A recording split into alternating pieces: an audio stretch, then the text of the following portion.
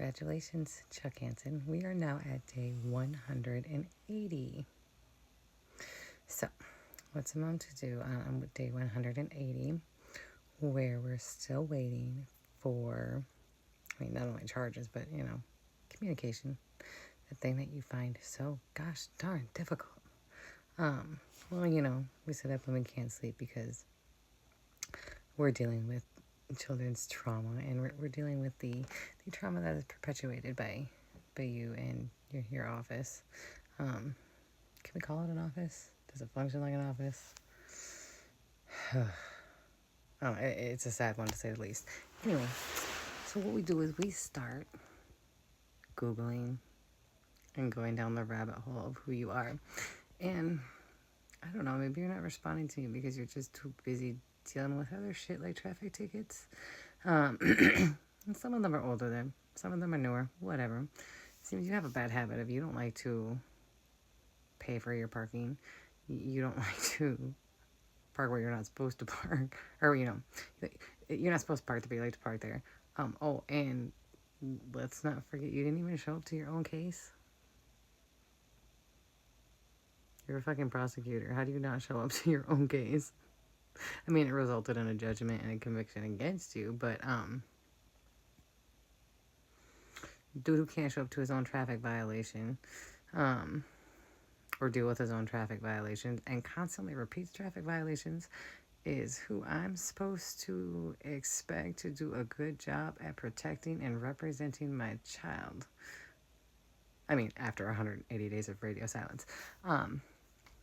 Let's not forget your theft conviction. That's okay, right? Because you were just trying to do a good thing.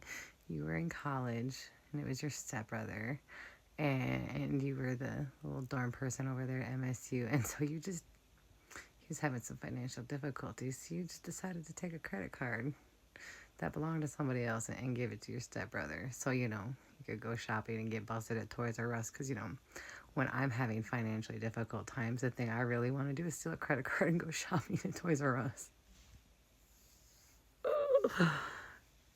Is this why you can't call back? Is this why you can't make a charging decision? Is it because we are unclear on where the hell your moral high ground stands? And then I read these sad little articles where you're like, okay, parents, keep an eye on your kids and their phones and make sure they're not sexting and this and that, and sex trafficking's a huge deal. It is a huge deal. It's fucking disgusting. People do horrible things online. Whether it's, no matter what the app is.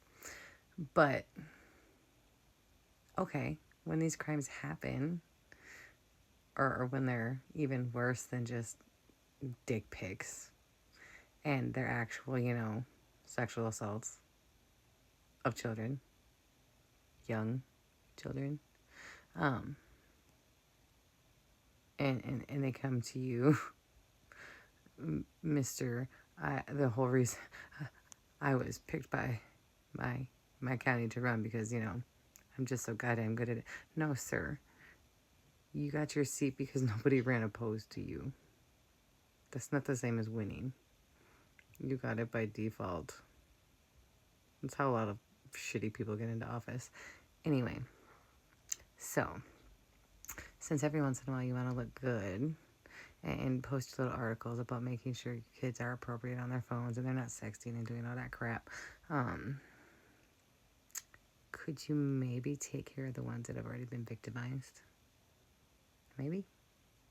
Could you maybe actually finish reviewing their cases? Or get your little minions who are supposed to be reviewing their cases to finish reviewing their cases, because holy shit, it took a while before for our other cases. It did not take this fucking long. Is it because you're just that annoyed with me? Is it because you're mad that I was the mom who stood up to you guys and wouldn't go away? Because I seem to recall back in, the years of 2016 and on, had a lot of issues with New Ulm and the New Ulm Police Department, and your office and being ignored. And what I ended up doing was reaching out to a channel news team who then reached out to the department to get copies of said reports. And all of a sudden, then y'all gave a damn. So I guess maybe we're going to go that route again. So I'll get back into touch with my contacts that I have at the news stations. You know, the ones that like to knock on your door with a camera in your face and be like, yo, what's up? And maybe then you'll give a damn. In the meantime, park where you're supposed to park. Pay your parking fines. Show up for court, because, I mean, it's pretty bad when you're a lawyer and you can't show up. Anyway, that's what us moms of child abuse survivors who get no justice do on day 180 of radio silence when it's damn near 1 a.m. By the way, I've recorded my phone call with your office today before anybody jumps on my back. Both Wisconsin and Minnesota are a one-party consent state, which means as long as I'm a party to the conversation, it's totally fine for me to record it. So I have that too.